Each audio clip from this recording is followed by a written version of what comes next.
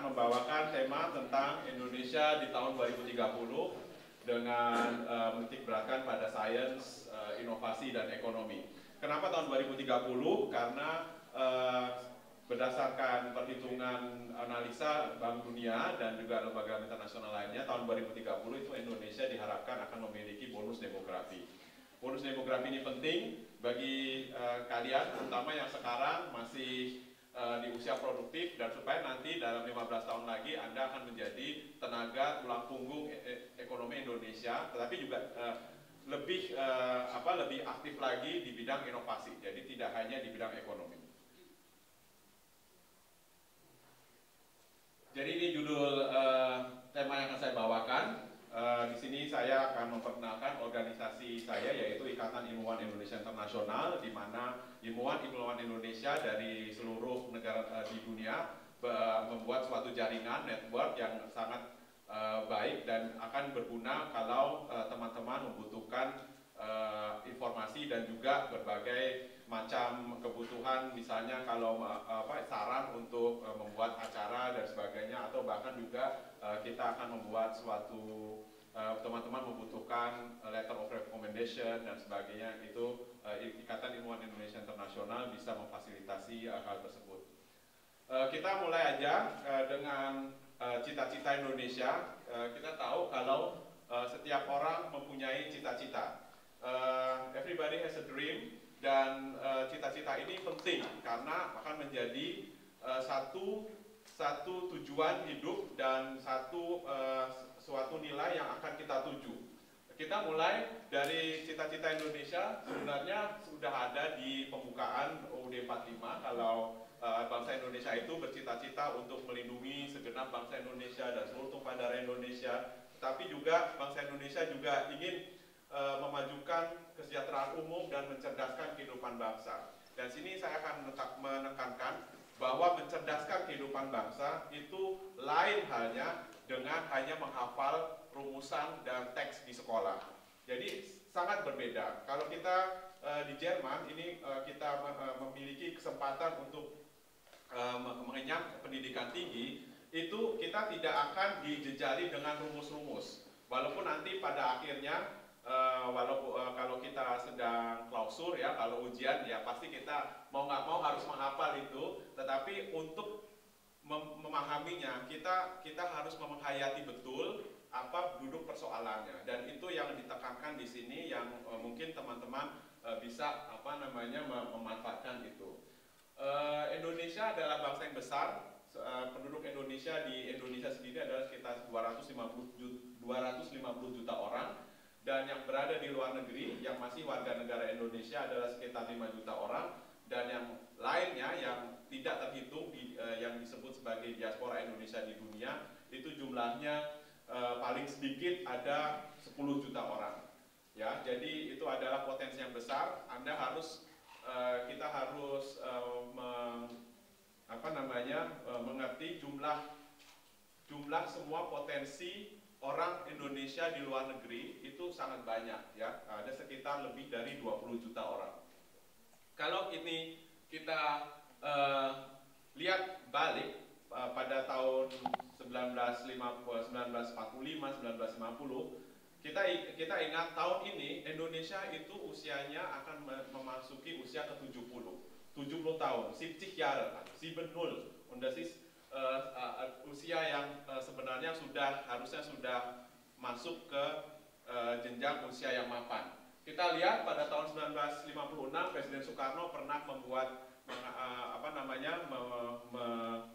Presiden Soekarno pernah memberikan ceramah di TU Berlin, dan dia mengatakan kalau Indonesia itu adalah bangsa yang terbelakang. Tetapi beliau mempunyai cita-cita, dan cita-cita beliau adalah sangat tinggi. Kalau Indonesia suatu saat bisa menjadi bangsa yang besar dan bisa bersaing di Jerman. Juga pada waktu Presiden Soeharto membuat program Orde Baru, sudah banyak capaian-capaian yang telah dicapai oleh Indonesia, termasuk kalau Indonesia itu bisa mencapai swasembada beras. Namun ada banyak hal, ternyata sambungan di ekonomi dia itu cukup besar, dan Indonesia sayang sekali pada tahun 1997 itu sangat kepada bantuan luar negeri. Saya sangat merasakan itu karena pada tahun 1997 itu di mana kurs nilai tukar antara Deutsche Mark, zaman saya masih Deutsche Mark, sampai ke rupiah itu cukup tinggi, dan dan pergerakannya itu tinggi dan memaksa kita semua untuk survive di sini, ya, terutama teman-teman yang saat ini sekarang lebih mudah istilahnya menikmati euro. Kalau zaman kita pada tahun 1997 itu untuk berjuang, kita banyak yang beasiswanya diputus dan banyak yang harus kembali ke Indonesia. Dan kita di sini harus memiliki keinginan untuk survive dan kita harus bisa untuk memanfaatkan momentum itu. Jadi kita harus bekerja dan sebagainya dan sesuai dengan adaptasi dengan kebutuhan yang kita lakukan ini, dan sekaligus kita juga harus menyelesaikan kuliah kita. Sekarang kita lihat Indonesia sudah keadaannya lebih baik. Kita sudah mencapai suatu titik di mana kita bisa bersanding dengan negara-negara yang ekonominya kuat, misalnya bahkan dengan Jerman, karena kita adalah anggota dari kelompok G20. Dan sekarang menjadi masalah adalah kita sebagai negara yang ekonominya cukup kuat, tetapi indeks pembangunan manusianya cukup belum bisa dikatakan bersaing, karena indeks pembangunan manusia Indonesia masih berada pada level medium atau masih menengah, dan menengahnya itu masih termasuk ke bawah. Kita lihat di sini rankingnya adalah 108 dari 187, di mana indeks pembangunan manusia Indonesia ini mencakup pendidikan, kesehatan, dan ekonomi. Kita sudah punya ekonomi, tapi yang masih kurang adalah pendidikan dan kesehatan. Kita lihat, kalau untuk pendidikan, sains, itu kita memerlukan sesuatu yang kita katakan sebagai gross expenditure research and development. Kalau kita lihat di sini, Indonesia memiliki budget sains, budget riset tahun ini 2015 itu hanya 1,63 triliun rupiah. Kalau dibandingkan dengan ekonomi Indonesia itu hanya sebesar 0,01%. Itu sangat minim, sedikit sekali, bahkan jauh lebih rendah dari negara-negara yang indeks pembangunan manusianya itu lebih rendah dari Indonesia. Kalau saya menghitung, Indonesia itu membutuhkan paling tidak 3,7 miliar dolar per tahun untuk membangun riset dan teknologi di Indonesia. Dari mana saya mendapatkan ini? Setelah perhitungan yang lama, dan itu adalah standar untuk budget pembangunan riset dan teknologi di instansi penelitian di Jerman. Bahkan misalnya Max Planck di Fraunhofer itu nilainya adalah sekitar 3 miliar. Mungkin tadi saya bilang 3 miliar, banyak yang mengatakan 3 miliar dolar itu nilai yang sangat besar. Tetapi kita bisa memikirkan begini. Tadi saya bilang jumlah diaspora di Indonesia, jumlah diaspora Indonesia di luar negeri itu mencapai puluhan juta orang, 10 sampai 20 juta orang.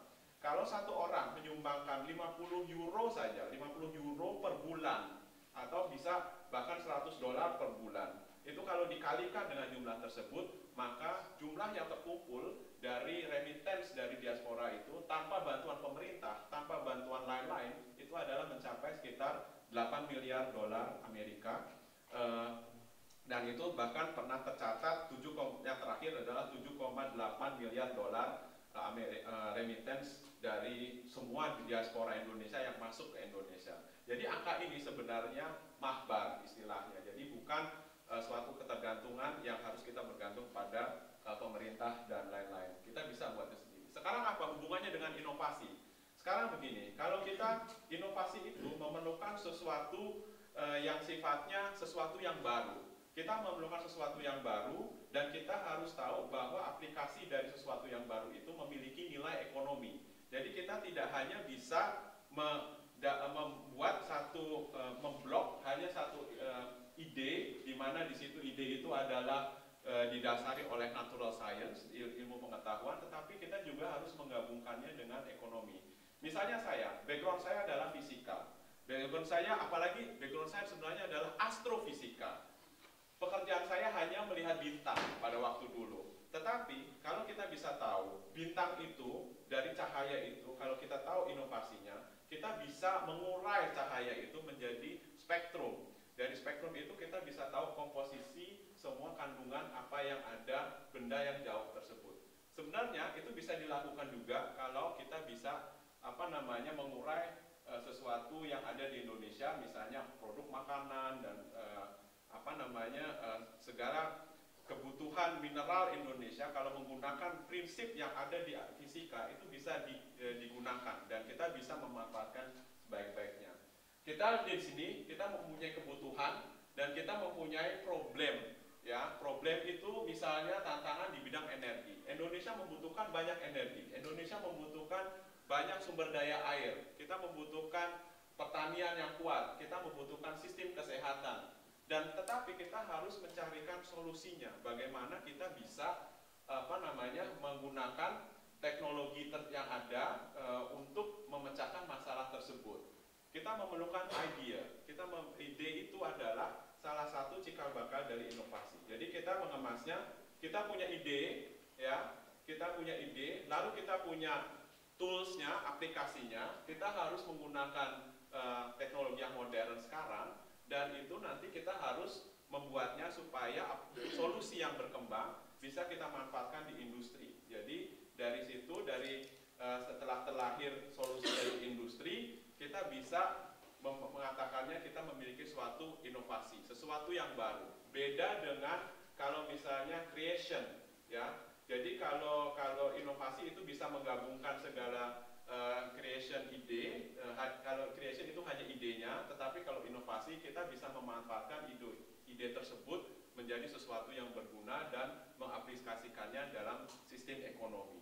Lalu yang kita kadang lupa kalau Indonesia, kalau kita mempunyai ide itu, kita harus melindunginya, kita harus memproteksinya dengan segala jenis mekanismenya, yaitu sistem hak paten, dan kita harus punya undang-undang copyright dan sebagainya. Itu yang kadang kita lupa, sehingga akhirnya karena itu tidak dilakukan, kita jadi malas berinovasi. Karena percuma kalau kita membuat sesuatu, toh akhirnya ada yang mengcopy dan seterusnya, dan kita tidak akan berpikir, ya kenapa kita harus capek-capek, biarkan orang lain saja yang berinovasi, kita tinggal mengcopy, dan akhirnya itu akan membuat kita lebih lambat.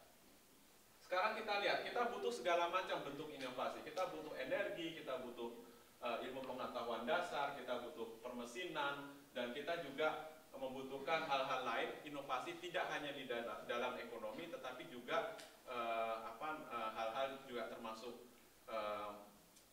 culture, budaya. Kita juga bisa melakukan inovasi. Jadi inovasi tidak hanya industri dan ekonomi, tetapi juga dalam kesenian, kebudayaan, kita bisa dapat melakukannya itu. Salah satu contoh, kita bisa menggabungkan segala jenis yang kita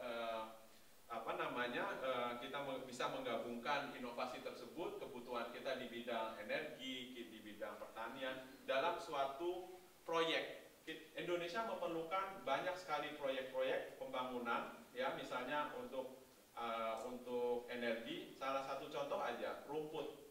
Kalau kita lihat rumput, ya ini yang saya gambarkan adalah rumput laut, tetapi itu mungkin yang paling banyak, yang paling mudah didapatkan di Indonesia. Dengan teknologi rumput laut yang sekarang, kita bisa membuat bahan bakar, backstop, dan itu dapat digunakan bahkan untuk menggantikan bahan bakar yang sekarang. Selain itu juga ada lagi teknologi yang baru, misalnya untuk gula, ya, dari cukeror, itu dari basis gula kita bisa membuat farnesan, yaitu bahan bakar untuk pesawat terbang. Jadi sebenarnya semua kebutuhan yang ada di Indonesia itu hasil yang ada di Indonesia bisa dimanfaatkan dan bisa dibuat sebagai sesuatu yang kita sebut inovasi, di mana kita bisa menggabungkan komponen-komponen yang ada di Indonesia dan kita bisa membuatnya sesuatu yang dengan proyek yang baik, dengan sistematika yang baik.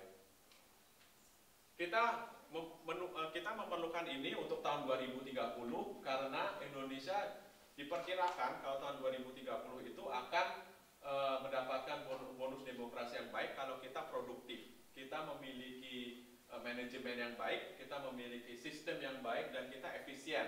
Kita harus efisien, artinya kita tidak harus menggunakan seluruh resource yang ada, tetapi secara berlebihan.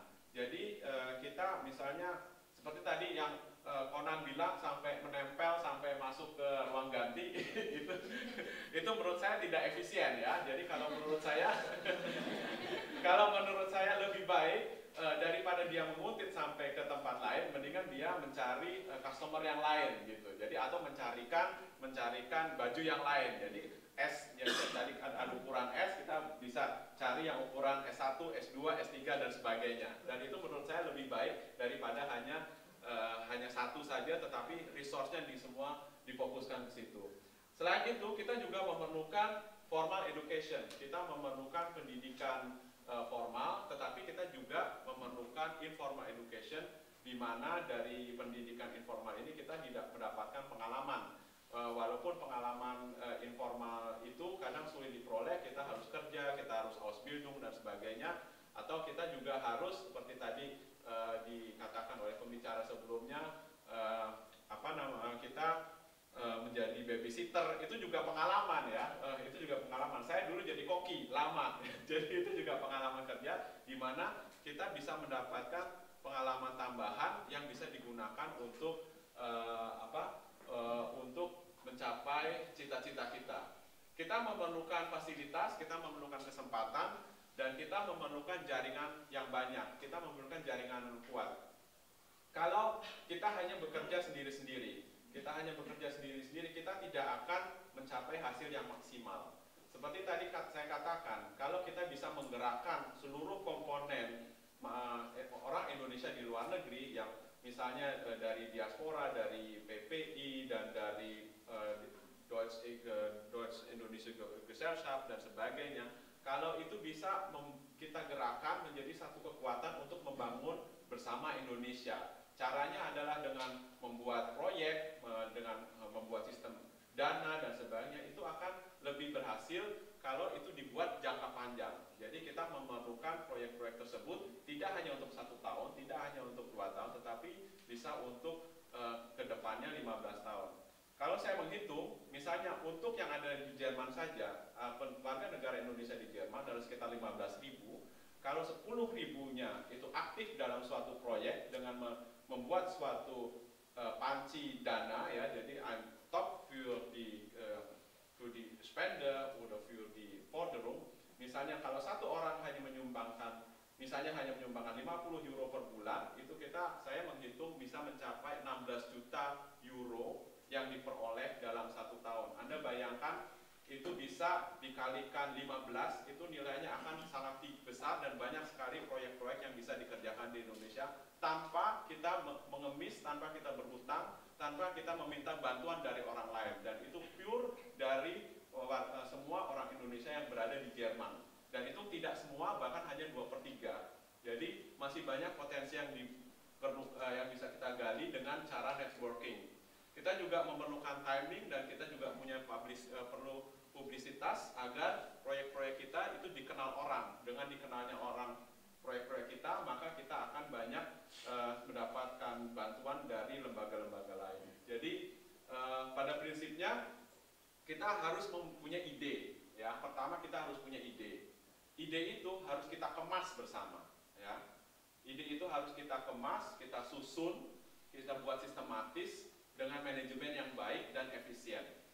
Setelah itu kita akan membuat suatu network, kita buat jaringan bagaimana mengaplikasikan ide tersebut menjadi suatu kenyataan, menjadi suatu proyek bersama. Dari situ akan lahir berbagai macam inovasi-inovasi, misalnya kalau mau bikin startup atau mau bikin proyek tentang program pembangunan di Indonesia, pendidikan, membantu semuanya. Itu kalau susunan yang baik, manajemen yang baik, saya yakin akan berhasil dan juga akan sukses, dan kemudian juga akan dikenal orang. Dan kita semua masyarakat Indonesia yang berada di luar negeri, khususnya yang dari Jerman, akan bangga jika siswa itu bisa berhasil made in Indonesia in Germany. Ya, jadi tidak hanya bergantung pada negara lain, dan atau juga hanya pure Deutschland, kita tidak bergantung pada GIZ dan sebagainya.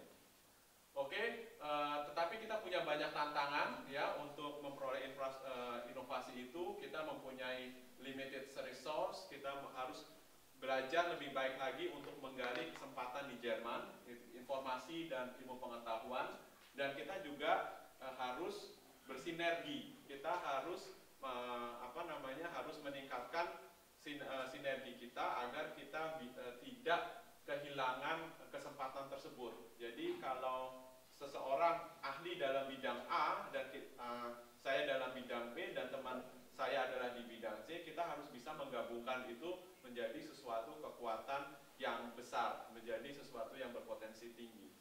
Untuk itu saya menghitung kalau tahun 2030 Indonesia membutuhkan 25% dari semua lulusan master dan PhD yang sekarang saya hitung di jumlah pelajar Indonesia di seluruh dunia. Kalau tidak salah tahun 2010 itu ada 62.000, saya perkirakan tahun 2014 ada sekitar 100.000. Jadi 25%-nya yang sekarang itu harus kembali ke Indonesia dan diberi kesempatan untuk membangun dan membuat proyek-proyek strategis di Indonesia. Itu kuncinya agar mereka bisa menerapkan proyek-proyek inovasi yang mereka bawa di Jerman atau di tempat lain, tempat mereka belajar, dan membuat proyek-proyek tersebut menjadi realitas di Indonesia. Saya akhiri, kalau dengan kesempatan ini saya menyimpulkan bahwa Indonesia sebenarnya 70 tahun ini sudah berhasil dari titik 0, titik terbawah sampai ke titik setengah, ya, titik 0,5, 50%. Kita memerlukan sampai tingkat 100% atau 80%. Oleh sebab itu Indonesia membutuhkan kalian, Indonesia membutuhkan kita semua. Kita punya waktu 15 sampai 20 tahun lagi untuk mencapai bonus demografi tersebut. Kalau enggak, verpassen dan haben wir Pech, ya. Also das wollen wir nicht. Dan sayang sekali sampai sekarang dana untuk riset Indonesia itu sangat rendah, masih di bawah 0,1%. Jadi tadi saya sebutkan 0,015%, dan kita membutuhkan sekitar 40 kalinya. Dari situ kita harus menghimpun dana sendiri, ya. Jadi tidak harus tergantung dengan dari pemerintah Indonesia atau dari negara donor untuk menghimpun dana sendiri itu, dan itu saja sudah merupakan satu inovasi untuk membuat proyek-proyek yang berguna bagi Indonesia. Kemudian kita harus membuat inovasi tersebut menjadi suatu realitas dengan menggabungkan segala ilmu pengetahuan kita menjadi satu kesatuan sinergi yang baik. Dan saya sebutkan tadi, time window is quite critical, jadi waktunya sebenarnya sudah sangat sempit, dan oleh sebab itu kita harus segera untuk bergerak sekarang. Saya sarankan kita semua bersama memikirkan bagaimana membuat proyek-proyek strategis, ya, sebelum dan tidak mengurangi untuk membuat pertemuan-pertemuan yang sifatnya kurang produktif. Jadi kita harus mulai dari sekarang membuat proyek-proyek yang produktif, yang benar-benar walaupun kecil tetapi manfaatnya bisa kita rasakan bersama. Terima kasih teman-teman atas dukungannya. Sekali lagi saya terima kasih kepada panitia untuk memberikan kesempatan kepada saya untuk